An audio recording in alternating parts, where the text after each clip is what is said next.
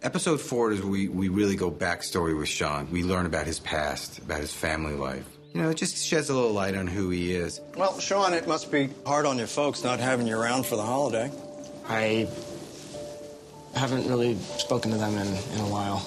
We learn that this guy comes from somewhat of a disadvantaged family life, not particularly homey like Layla's. There are things about Sean's past that he doesn't like to talk about with anybody, not even Layla.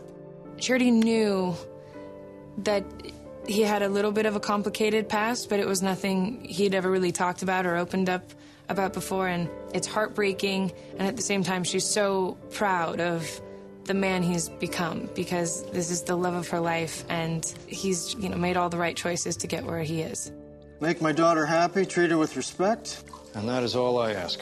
He gains a family when he finds Layla. And it just makes the fact that, you know, what happens that much more sad and kind of poignant. Room service.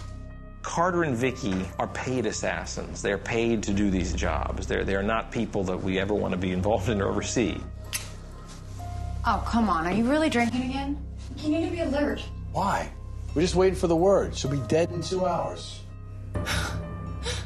Carter and Vicky are definitely professionals. They paired me up with Taylor Cole, who, you know, Vicky, she's obviously an operative like myself. I think there's definitely a competitive nature between the two. She's also very skilled and very adept in her own right with, you know, with weapons and the situations we find ourselves in. Stop talking. You got something personal with her, don't you?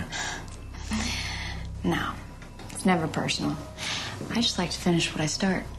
I think she has fun bossing him around a little bit. We're gonna need another car, so see what you can dig up. One thing I really like about Carter is that he's very, you know, he's very deadpan professional. You know, he's doing a lot of really serious things, but, you know, doesn't really put a lot of personal stock into it. This is what I've been assigned to do. This is what I'm gonna do. Good to go on the girl. Finally.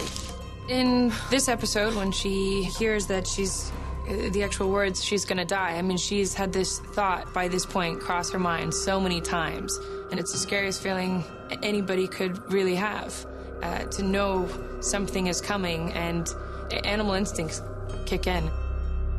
We do flash back to kind of a pivotal scene in episode 4. Sophia is actually brought to Martinez's home and meets his wife.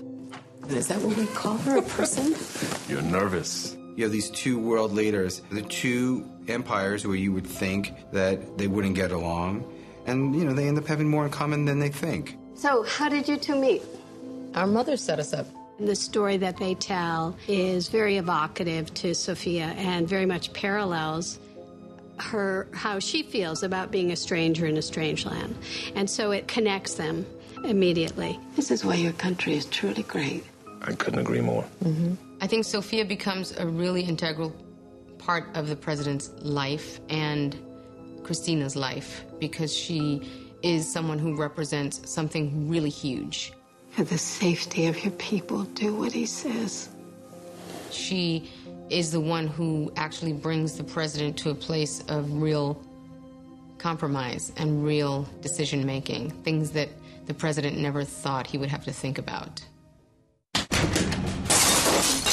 The idea of having to, even in self-defense, having to kill somebody else and take somebody's life, I mean, that's not in her nature at all.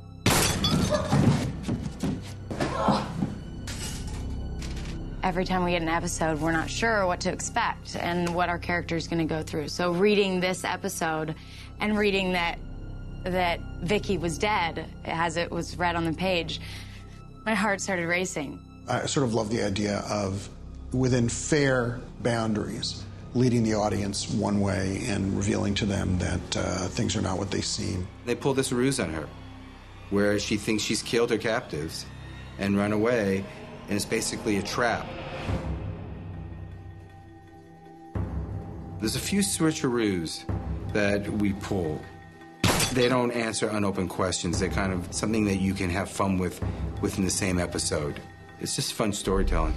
She made the call, but Walker didn't pick up. Well, let's just hope Walker gets the message.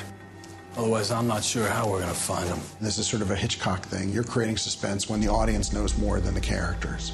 It's the shout at your TV moment. No, don't open the door. When he gets there, take care of him. This time for good. Yes, sir.